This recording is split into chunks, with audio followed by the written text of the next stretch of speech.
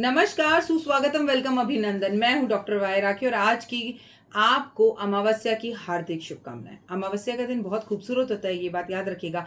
और आज की अमावस्या से ही पितृ जो है चलना शुरू करते हैं धरती के लिए, क्योंकि आपको पता है कि पितृ श्राद्ध और तर्पण सब शुरू होने वाला है। श्राद्धों का पावन पर्व शुरू होने वाला है, तो आज से ही वो शुरुआत हो जाती है। आज मैं आपको अमावस्या से जुड़ी एक कहानी सुनाऊंगी। इस कथा को सुनने से कहते हैं कितना भी बड़ा पितृदोष क्यों ना हो, वो क्षय हो जाता है। इसे कहने से आपके पाप कष्ट सब खत्म हो जाता है। सबसे पहले आई एम सॉरी, हाथ जोड़कर माफी। 2 दिन से आपको कहानी नहीं सुनाई। मेरा मन 2 दिन से बड़ा परेशान था, डिस्टर्ब था। मेरी तबीयत बिल्कुल सही थी, लेकिन कई बार आप उदास होते हो ना, कई बार कुछ हो जाता है ऐसा अपने फ्रेंड्स के बीच में, अपने रिश्तेदारों के बीच में, अपने आप में कुछ अच्छा नहीं होता। तो वो 2 दिन से कुछ ऐसी डिस्टर्बेंस चल रही थी। वैसे मैं आपको एक बात बोलूं, मैं ना दोस्तों से और रिश्तेदारी से बहुत दूर रहती हूँ, क्योंकि रिश्तेदारी ना सुख नहीं देती, हमेशा दुख देती है। ये मैंने बात देखी है। लेकिन एक सच्चाई और भी है, पहाड़ जैसी दोस्ती टूट जाती है लेकिन राई जैसी रिश्तेदारी नहीं टूटती। ये बात हमेशा याद रखना। पता नहीं ऐसा क्यों है, लेकिन कलयुग में मैंने देखा है कि पहाड़ जैसी लोगों की रिश्तेदारी टूट जाती है लेकिन राई जैसी दोस्ती रह जाती है। शायद इसलिए किसी ने कहा है कि दोस्तों का होना जरूरी है, हर एक फ्रेंड जरूरी होता है। लेकिन आई एम मच टुडे, क्योंकि मैं हर नेगेटिव चीज में पॉजिटिव सोचती हूँ और ढूंढती हूँ, और मैं सोचती हूँ जो हो रहा है अच्छे के लिए हो रहा है और जो होगा अच्छे के लिए ही होगा। So much better, it is good. और गणपति की मेरे घर में सारी तैयारी हो गई है। गणेश जी 10 दिन के लिए आएंगे मेरे घर में। आपने पूछा गणेश जी को हम कितने दिन के लिए बिठा सकते हैं? 1 दिन के लिए बिठा सकते हैं। मैं गणपति जी को अपने ऑफिस में ही बिठाने वाली हूँ, क्योंकि हमारे घर में बैठूंगी तो मेरे घर के हो जाएंगे, ऑफिस में बैठूंगी तो हमारे परिवार के हो जाएंगे। सत्यम हमारा ये होना चाहिए कि हमारा जो यूट्यूब परिवार है वो किसी भी तरह से फूले फले और आगे हो। आज की कहानी मजेदार है। बहुत समय पहले एक राजा हुआ करता था। उसके राज्य में सब कुछ सुख शांति और सब बड़े खुश थे। उसकी रानी बड़ी दयावान थी और उसकी रानी भी लोगों के दुख दर्दों को हरती थी, लोगों का मान सम्मान करती थी। उस राज्य में कोई दुखी नहीं था, सबके पास बहुत पैसा धन दौलत था, सब खुश थे और सम्मान से रह रहे थे। राजा के राज दरबार में जो भी आता वो कभी खाली हाथ नहीं जाता, राजा उसे भरपूर पैसा और दौलत देकर ही भेजता। लेकिन राजा के दरबार से थोड़ी सी दूर ही, वैसे ऐसा होता नहीं है लेकिन उस राजा के दरबार में था, राजा के महल से बहुत दूर दूर गरीबों की झोपड़ियां होती हैं, लेकिन इस राजा के महल के थोड़ी सी दूर पर एक साहूकार, एक सेठ का घर था। रानी अक्सर अपने झरोके पर खड़ा हुआ करती, क्योंकि उस टाइम पर झरोका कहा जाता था। उस टाइम पर कते ही जिसे कहते हैं ना कि बालकनी नहीं कहा जाता, तो झरोके में खड़ी होती, बाहर देखती, खुश होती, फूल होते और मस्त रहती, बिंदास रहती, दान पुण्य करती, सब करती। एक दिन अपने झरोके में रानी रात के समय खड़ी थी। राजा ने कहा चलो देर हो रही है, सोने चलते हैं। इतने में देखा कि किसी के जोर जोर से रोने की आवाज आ रही है। अब रानी बड़ी परेशान हुई। रानी ने कहा ये कौन रो रहा है? तो राजा ने बोला ये जो हमारे बगल में छोटा सा घर बना हुआ है, उसमें जो सेठ साहूकार रहता है, उसका बेटा मर गया है, तो उसकी रानी रो रही है, उसे दुख हो रहा है। अब रानी, उसका बेटा मर गया है और उसकी पत्नी रो रही है, यानी उसकी रानी रो रही है। मतलब अब जरूरी थोड़ी कि राजा की रानी हो, आपकी पत्नी भी तो आपकी रानी होती है। तो उसकी पत्नी रो रही है और उसे दुख हो रहा है। अब इधर रानी ने राजा से पूछा दुख क्या होता है?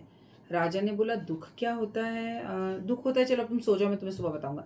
लेकिन सुबह जब रानी सोकर उठी तो वो बड़ी बेचैन थी, क्योंकि रात भर सेठ की जो पत्नी थी, जो साहूकार की पत्नी थी, वो जोर जोर से रो रही थी। इधर वो सो नहीं पाई रानी। सुबह उठते बोली मुझे नहीं पता महाराजा, आप जो है राज दरबार में जाने से पहले मुझे बताओ दुख क्या होता है।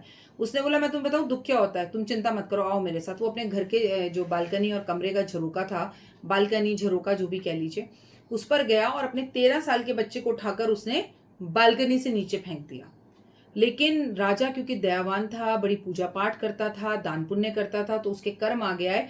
उसका बेटा जाकर एक पेड़ पर लटक गया, मरा नहीं, और उसे खरोच नहीं आई और सिपाही उसे उतार कर ले आए। राजा ने ऊपर रानी से कहा मैंने तुम्हारे बेटे को नीचे फेंक दिया है और वो मर गया, अब वो मर जाएगा तो तुम्हें पता चल जाएगा दुख क्या होता है। तुमने मेरा दिमाग खा रखा है कल से, दुख क्या होता है, दुख क्या होता है, दुख क्या होता है। इधर राजकुमार दौड़ता हुआ आता है और पिता के चरण स्पर्श कर लेता है कि वाह पिताजी क्या खेल खेला आपने, मैं तो बिल्कुल ठीक हूँ। तो रानी ऐसे दिखती है, कहती है अब बताओ दुख क्या होता है। राजा अपना सर पकड़ लेता है। राजा कहता है कोई बात नहीं। अगले दिन पता चलता है कि किनारे पर जो राजा का राज दरबार है, उसके पास दुश्मनों की फौजें आ गई और लड़ाई होने जा रही है। राजा आता है, कहता है ये तिलक लगाओ मुझे और मैं फौज में जा रहा हूँ और अब मेरी मौत निश्चित है, मैं मर जाऊंगा और उसके बाद तुम्हें पता लग जाएगा कि दुख क्या होता है। रानी ने उसे तिलक लगाया, क्योंकि जिसको कभी दुख ना हुआ हो ना, वो देखना चाहती थी कि दुख क्या होता है। अब तिलक लगाया, वहां गया, दुश्मनों को हरा दिया, सब कुछ कर लिया, जीत जात के घर वापस आ गया, उसकी एक उंगली एक नाखून तक नहीं कटा।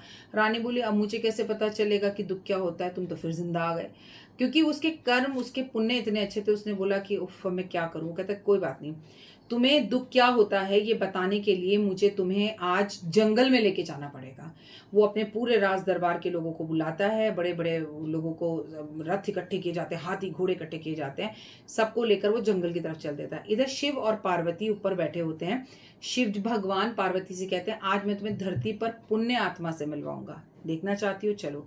दोनों जो है धरती पर आ जाते हैं, बकरा और बकरी का रूप लेकर। ठीक है, इधर राजा जंगल में जाकर पूरा अपना सब सामान वगैरह सब जो है वहां पर रखवाता है, फिट करवाता है, और अपने सारे राज दरबारियों को बोल देता है कि अब तुम लोग यहाँ से जाओ और वापस अपने घर लौट जाओ, और यहाँ लौट कर मत आना, मैं और रानी कुछ दिन यहाँ रहना चाहते हैं। राजा ने सोचा जब सामान खत्म हो जाएगा, कोई राज दरबारी होगा नहीं, इसकी कोई सेवा नहीं करेगा, तो दुख क्या होता है इसे मैं बताऊंगा, मैं लकड़ियां तुड़वा कर इससे तुड़वाया करूंगा, इससे दुख का एहसास हो जाएगा, एक खत्म हो जाएगी जिम्मेदारी। कुछ दिन बाद ऐसा ही होता है। अब क्या होता है कि राजा कहता है चलो भाई अब आम आदमी की तरह चलो लकड़ी तोड़ो। रानी राजा के साथ लकड़ी तोड़ने जाती है तो देखती है कि पार्वती माँ जो कि बकरी बनी हुई थी और शिव जी जो बकरा बने थे, वो कहते हैं कि हाँ जी क्या हो रहा है, मुझे तुम उस पुण्य आत्मा से मिलाओ ना।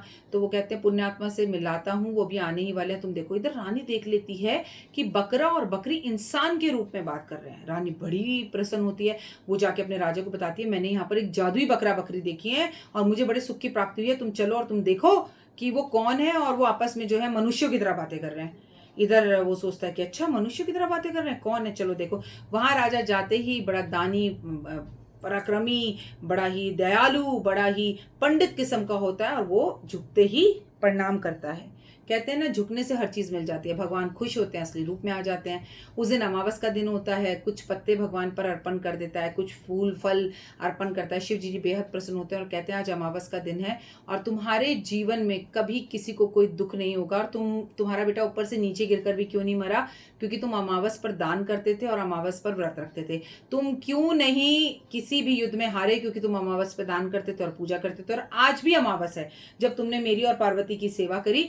तो मैं तुम्हें वरदान देता हूं कि जो भी अमावस का व्रत रखेगा या इस कथा को सुनेगा उसको समस्त सुखों की प्राप्ति होगी और उसके सारे कष्ट मिट जाएंगे। अब आप अमावस का व्रत रखें या ना रखें, लेकिन दान पुण्य तो कर सकते हैं। आज दूध का दही का दान करना बेहद उत्तम होता है, तो दान करते रहें और भोलेनाथ की जय बोलते रहें। जय माता दी।